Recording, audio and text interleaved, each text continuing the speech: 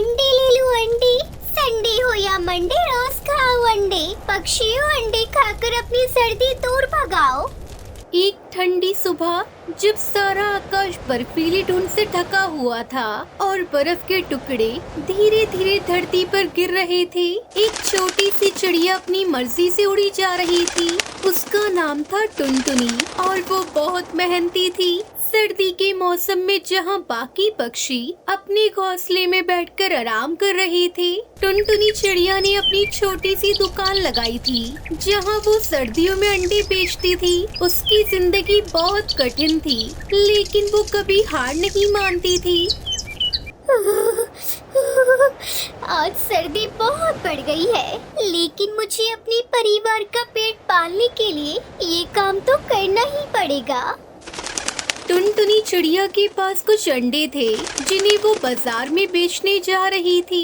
उसकी उम्मीद थी कि दिन थोड़ा सा अच्छा रहेगा और वो अंडों से कुछ पैसे कमा पाएगी। उसकी छोटी सी दुकान जंगल के किनारे पर थी जहाँ बहुत से जानवर और पक्षी आते थे, लेकिन आज कुछ और भी था।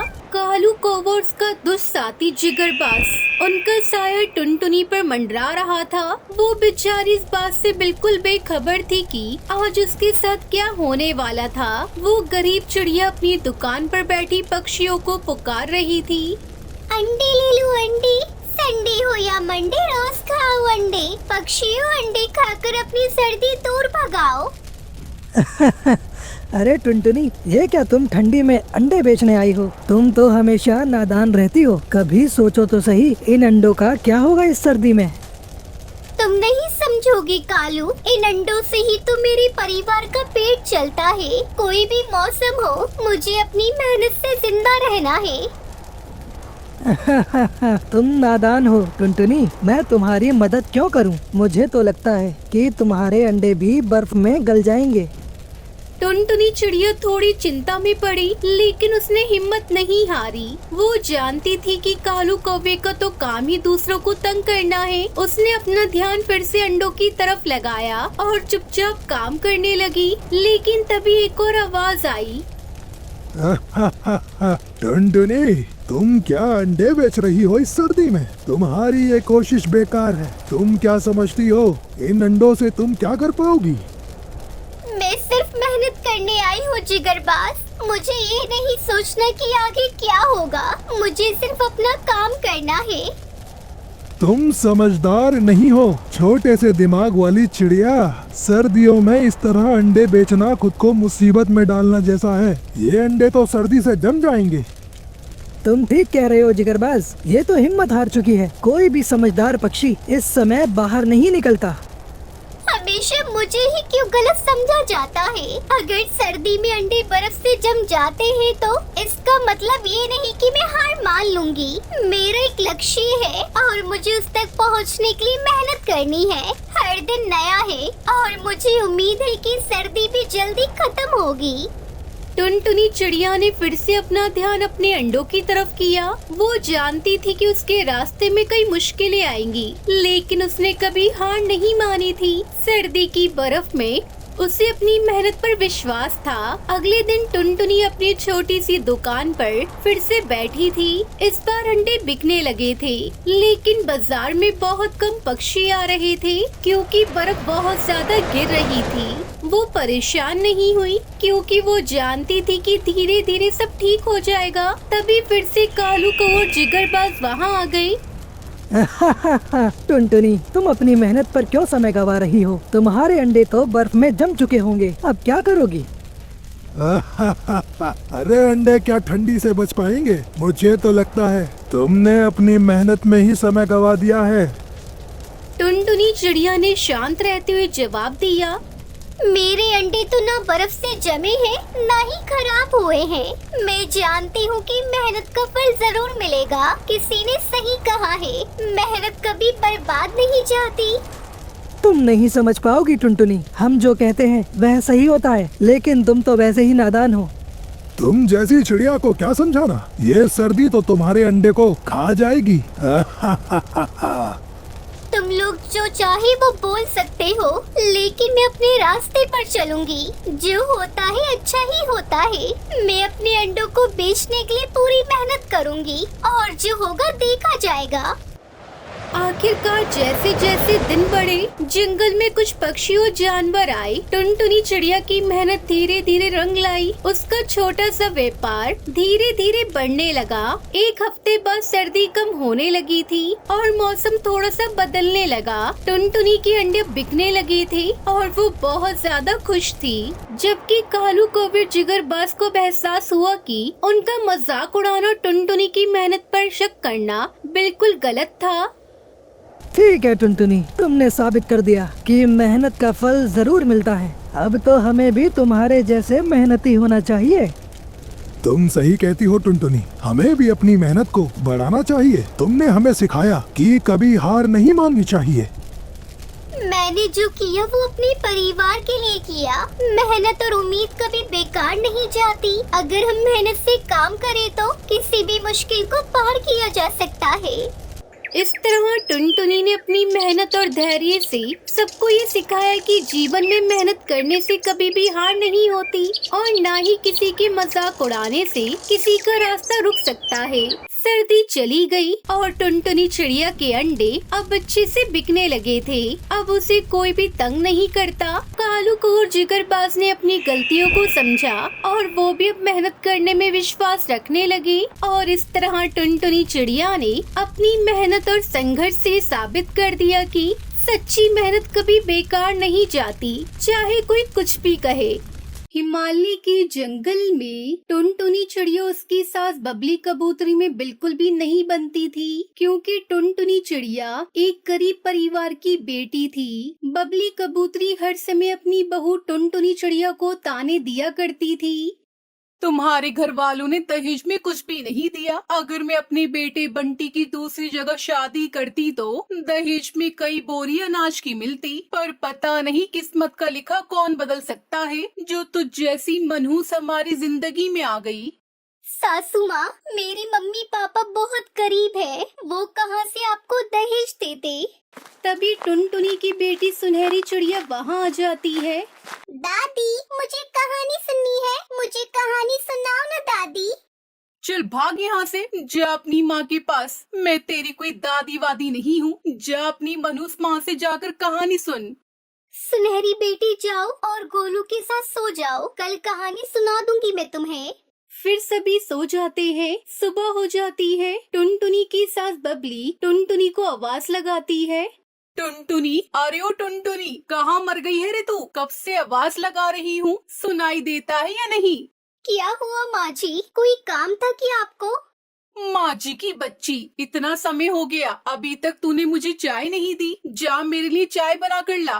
टुनटुनी अपनी सास को चाय बनाकर देती है। वो चाय पीकर बबली कबूतरी गुस्से में कहती है, छी छी छी, ये भी कोई चाय है? इसमें तो चीनी बिल्कुल भी नहीं है। चीनी के तेरे बाप के घर से आई है जो डालने में इतनी कंजूसी करती है।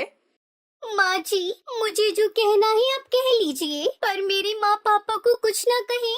ये कहकर टुनटुनी रोने लगती है। समय गुजर रहा था। एक दिन कालू कौवा उनके घर आता है। खोलो खोलो दरवाजा खोलो टुनटुनी बहन, जल्दी दरवाजा खोलो। फिर बबली कबूतरी दरवाजा खोलती है। क्या बात है कालू, कौन सा पहाड़ आन टूट पड़ा तुम्हारे ऊपर जो तुम दरवाजा इतनी जोर से बजा रहे हो? माँ जी, मेरे ऊपर नहीं, आपके ऊपर टूट गया है पहाड़। आपके बेटे बंटी कबूतर को एक खूंखार चील पकड़ कर ले गया और ऊंचे पेड़ पर बैठकर खा गया। मैंने अपनी आंखों से देखा है ये नजारा। ये सुनकर बबली कबूतरी और टुनटुनी चिड़िया पर दुखों का पहाड़ टूट पड़ा। हाय हाय, मेरा बेटा मर गया। सब इस कर्म जली की वजह से हुआ है। इसी ने उसे मीठे फल लाने के लिए पहाड़ी पर भेजा था। अगर ये उससे पहाड़ी पर जाने के लिए ना कहती तो आज मेरा बेटा जिंदा होता। दादी, आप मम्मा को कुछ मत कहो, मैंने पापा से मीठा फल लाने को बोला था। सुनहरी चुप हो जा, बड़ों से ऐसे बात नहीं करते। इस तरह बंटी की मौत को 2 ही दिन बीते थे कि टुनटुनी की सास उसे दाना लेने भेज देती है। अब और कितने दिनों तक बैठकर घर में आंसू बहाती रहेगी? जाओ जाकर दाना लेकर आओ मेरे लिए। अब मेरा बेटा तो यहाँ जिंदा बैठा नहीं है जो हमारा पेट भरेगा, और मेरी इतनी उम्र नहीं है कि मैं भोजन ढूंढने जाऊँ, इसलिए तुझे ही भोजन लेने जाना पड़ेगा। ठीक है माँ जी, मैं दाना ले आती हूँ। ये कहकर टुनटुनी चिड़िया दाना लेने चली जाती है। जब वो लौट कर आती है तो देखती है कि उसके दोनों बच्चे घर के बाहर बैठे थे और उनका सारा सामान भी घर के बाहर पड़ा था। क्या हुआ बच्चों, तुम दोनों घर के बाहर क्यों बैठे हो और ये सामान यहाँ क्यों रखा है? बताओ मुझे, ये सब किसने किया? मम्मा, ये सब दादी ने किया है। दादी ने आपके जाने के बाद हमें घर से बाहर निकाल दिया और हमारा सारा सामान भी फेंक दिया। ये सुनकर टुनटुनी चिड़िया घर का दरवाजा बजाती है। माँ जी सुनिए, माँ जी दरवाजा खोले। माँ जी, आपने हमें घर से बाहर क्यों निकाला है? आज निकाला है, पहले ही निकाल दिया होता तो आज मेरा बेटा जिंदा होता। चली जाओ मेरी नजरों से दूर, तुम दोनों मनहूस दोबारा यहाँ दिखना भी मत। माँ जी, आपने अच्छा नहीं किया। सुनहरी के पापा की आत्मा को बहुत दुख होगा ये सब देखकर। टुनटुनी चिड़िया अपने बच्चों को लेकर वहाँ से निकल जाती है और उड़ते उड़ते जंगल में उसे एक बड़े पेड़ पर अंगूर की बेल दिखाई देती है। वो अपने बच्चों से कहती है, सुनहरियो गोलू बेटा, घर बनाने के लिए जगह बहुत अच्छी है। मैं यही अपना लकड़ी का घर बनाऊंगी। आप दोनों जब तक मीठे मीठे अंगूर खाओ, मैं अभी सूखी लकड़ियाँ ढूंढ कर लेकर आती हूँ। यहाँ से कहीं मत जाना। ये कहकर टुनटुनी चिड़िया अपने बच्चों को अंगूर की बेल पर छोड़कर चली जाती है। बच्चे मजे मजे से अंगूर खाने लगते हैं। तभी उन्हें एक आवाज सुनाई देती है, सुनो प्यारे बच्चों, क्या तुम दोनों मुझसे दोस्ती करोगे? अरे गोलू, ये अंगूर की बेल तो बोल रही है। अंगूर की बेल, आप तो बोल रही हो कि आप जादुई अंगूर की बेल हो। हाँ, मैं जादुई अंगूर की बेल हूँ। क्या तुम दोनों बच्चे मुझसे दोस्ती करोगे? मेरा कोई भी दोस्त नहीं है। अच्छा जादुई अंगूर की बेल, अगर तुम जादुई हो तो तुम कुछ भी कर सकती हो। तो जादुई बेल, पहले आप हमारे लिए घर बना दो, क्योंकि हमारे पास रहने के लिए कोई घर नहीं है। फिर हम तुम्हें अपना दोस्त बनाएंगे। अच्छा ठीक है, मैं अभी तुम दोनों के लिए जादुई अंगूर का घर बना देती हूँ। ये कहकर जादुई अंगूर की बेल तुरंत एक सुंदर सा अंगूर का घर अपने ऊपर बना देती है। अंगूर का घर देखकर दोनों बच्चे खुश हो जाते हैं। अंगूर की बेल, आज से हमारी दोस्ती पक्की। आज से तुम हमारी पक्की दोस्त हो। तभी सूखी लकड़ियाँ लेकर टुनटुनी चिड़िया वहाँ आ जाती है और अंगूर के घर को देखकर दंग रह जाती है। मम्मा, अब लकड़ियों की कोई जरूरत नहीं। जादुई अंगूर की बेल ने हमारे लिए देखो कितना सुंदर अंगूर का घर बना दिया है। हम इसमें रहेंगे। टुनटुनी चिड़िया, आप अपने बच्चों के साथ इस जादुई अंगूर घर में आराम से रहें। अगर कभी किसी चीज की जरूरत हो तो आप मुझसे कहना। आपका बहुत बहुत धन्यवाद अंगूर की जादुई बेल। मैं अपने बच्चों के साथ दर दर भटक रही थी। आपने अंगूर का घर बनाकर मेरी बहुत बड़ी मदद की है। मैं आपका ये एहसान कभी नहीं चुका पाऊंगी। फिर टुनटुनी चिड़िया अपने दोनों बच्चों के साथ खुशी खुशी उस जादुई अंगूर के घर में रहने लगती है।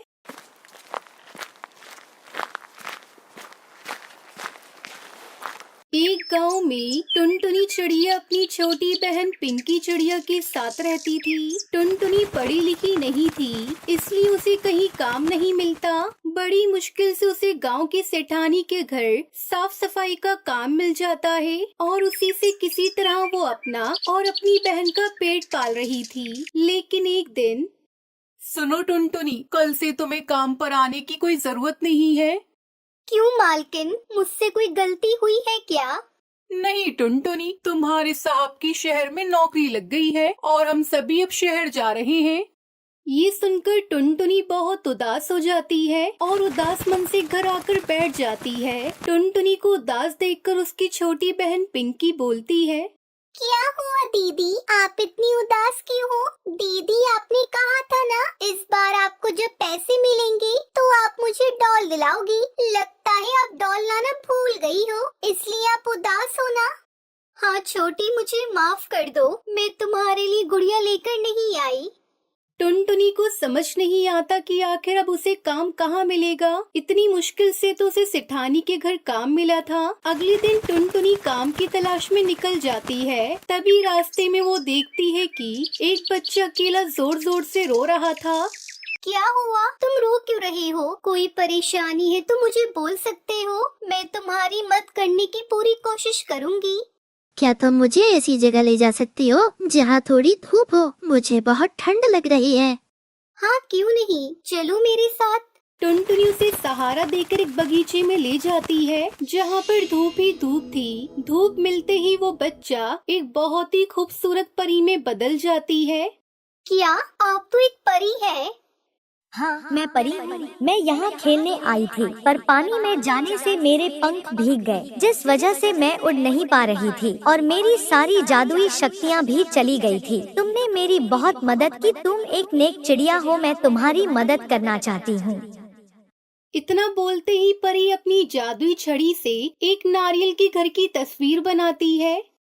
टुनटुनी, इस तस्वीर को तुम अपने घर की दीवार पर लगा देना। अगले दिन जब तुम काम की तलाश में निकलो और तुम्हें रास्ते में कहीं ऐसा नारियल का घर दिखे तो उसके अंदर जरूर जाना। वहाँ तुम्हें जरूरत का हर सामान मिल जाएगा, लेकिन तुम वहाँ से उतना ही सामान लेना जितने की तुम्हें जरूरत हो। अगर तुमने लालच किया तो घर अचानक गायब हो जाएगा। और हाँ, तुम इस घर की मदद से जरूरतमंद लोगों की मदद करोगी तो यह घर तुम्हें हर जगह दिखेगा। लेकिन याद रखना, इस घर में अपने साथ किसी को अंदर लेकर मत जाना, वरना यह जादुई नारियल का घर हमेशा हमेशा के लिए गायब हो जाएगा। ठीक है परी जी। इतना बोलकर परी टुनटुनी को वो तस्वीर देकर गायब हो जाती है। टुनटुनी भी तस्वीर को लेकर खुशी खुशी अपने घर आ जाती है और उस तस्वीर को घर की दीवार पर टांग देती है और दूसरे दिन काम की तलाश में निकल जाती है। पूरा दिन काम ढूंढने के बाद भी आज उसे कोई काम नहीं मिलता। थक हार कर वो एक पेड़ के नीचे बैठ जाती है। तभी उसे अचानक तस्वीर वाला नारियल का घर दिखाई देता है। टुनटुनी नारियल के घर को देखकर बहुत खुश हो जाती है और घर के अंदर चली जाती है। अरे वाह, यहाँ तो जरूरत की हर चीज है, कपड़े, गहने, खाने पीने की चीजें, खिलौने, यहाँ तो सब कुछ ही है। पर कोई बात नहीं, मुझे तो अपनी बहन के लिए कुछ खिलौने और अपने लिए थोड़ा खाने का सामान ही चाहिए। टुनटुनी अपने घर की जरूरत का थोड़ा थोड़ा सामान ले लेती है और अपने घर की ओर चल देती है। घर आकर टुनटुनी पिंकी को खिलौने देती है। खिलौने पाकर पिंकी बहुत खुश होती है। ऐसे ही एक दिन टुनटुनी के पड़ोस में रहने वाला हरिया काका की अचानक तबीयत खराब हो जाती है। दवा की दुकान नजदीक में न होने की वजह से टुनटुनी सोचती है, अगर मेरे पास नारियल के घर का पता होता तो मैं जल्दी से काका के लिए वहाँ से दवाई लाकर दे देती, जिससे काका जल्दी ठीक हो जाते। उसके ऐसे सोचते ही अचानक से वो जादुई नारियल का घर उसके सामने दिखाई देने लगता है और वो दौड़कर घर के अंदर जाती है और काका की दवाई लेकर वापस आ जाती है। इसी तरह टुनटुनी गांव के सभी पक्षियों की सहायता करने लगी। तभी टुनटुनी को ये सब करता हुआ उसका दोस्त कालू को वो देख लेता है। टुनटुनी तो कोई काम भी नहीं करती है, फिर ये पक्षियों की इतनी मदद कैसे कर रही है? आखिर इसके पास इतने पैसे और सामान कहाँ से आ गया? मुझे पता करना पड़ेगा। ये सोचकर कालू उसका पीछा करता है और देखता है कि टुनटुनी नारियल के घर के अंदर से बहुत सारी चीजें लेकर आती है। अच्छा, तो ये बात है, टुनटुनी ये सब चीजें यहाँ से लेकर आती है। अगले दिन आज आने दो इस टुनटुनी की बच्ची को, मैं भी उसके पीछे उस घर के अंदर जाकर देखूं तो आखिर ऐसी क्या चीज है उस नारियल के घर के अंदर। फिर कालू चुपके से टुनटुनी का पीछा करते हुए जादुई नारियल के घर के अंदर घुस जाता है। घर के अंदर जरूरत की इतनी सारी चीजों को देखकर कालू बहुत खुश हो जाता है। इधर इन सब चीजों से बेखबर टुनटुनी जैसे ही घर से अपनी जरूरत की चीजों को उठाती है, उसके हाथ लगाते ही वो चीजें गायब होने लगती है। आखिर ये क्या हो रहा है? ये चीजें अचानक कैसे गायब हो रही है? टुनटुनी समझ जाती है कि उसके साथ कोई दूसरा भी जादुई नारियल के घर में घुस आया है। वो जैसे ही पीछे पलटती है तो पीछे कालू कौवा खड़ा था और अचानक से पूरा जादुई नारियल का घर गायब हो जाता है। कालू, तुम अंदर कैसे आए? आने से पहले एक बार मुझसे पूछ लेते। तुम्हें कुछ चाहिए तो तुम मुझसे मांग लेते। इस तरह पीछे पीछे घर के अंदर आने की क्या जरूरत थी? अब तुम्हारी वजह से जादुई नारियल का घर गायब हो गया ना। अब मैं पक्षियों की सहायता कैसे करूँगी? लेकिन ये घर गायब क्यों हो गया? ये एक जादुई नारियल का घर था जिसमें सिर्फ मैं ही जा सकती थी और मैं ही उसके अंदर से जरूरत का सामान ला सकती थी। पर तुमने ये क्या कर दिया कालू? तुम्हारी वजह से जादुई नारियल का घर गायब हो गया। घर के गायब हो जाने से टुनटुनी बहुत परेशान हो जाती है। तभी वो परी आसमान से उतरकर एक बार फिर आती है और टुनटुनी से कहती है, मैं तुम्हारे काम से बहुत खुश थी, पर तुम्हारे इस दोस्त के आने से यह जादुई नारियल का घर गायब हो गया। पर कोई बात नहीं, अब तुम्हें इस घर की कोई जरूरत नहीं है। तुम अब इतनी संपन्न और मेहनती हो चुकी हो और तुम्हारे अंदर इतनी दया की भावना भर चुकी है कि अब तुम्हें कहीं भी कोई भी बड़ी आसानी से काम दे देगा। आखिर तुमने इतने पक्षियों की मदद जो की है। आप सही कह रही है जादुई परी। अब मुझे इस जादुई नारियल के घर की कोई जरूरत नहीं है। अब तो मेरे साथ पूरा गांव है। ये सुनकर परी वहाँ से चली जाती है। मुझे माफ कर दो टुनटुनी, मुझसे बहुत बड़ी भूल हो गई। हमें किसी से बिना पूछे उसके काम में दखल नहीं देना चाहिए और हमेशा दूसरों की मदद करनी चाहिए और अपने आप पर भरोसा रखना चाहिए। आज मेरी वजह से जादुई नारियल का घर हमेशा के लिए गायब हो गया। कोई बात नहीं कालू, तुम्हें अपनी गलती का एहसास हो गया, ये बहुत बड़ी बात है। फिर टुनटुनी मेहनत मजदूरी करके अपनी छोटी बहन पिंकी के साथ खुशी खुशी रहने लगती है।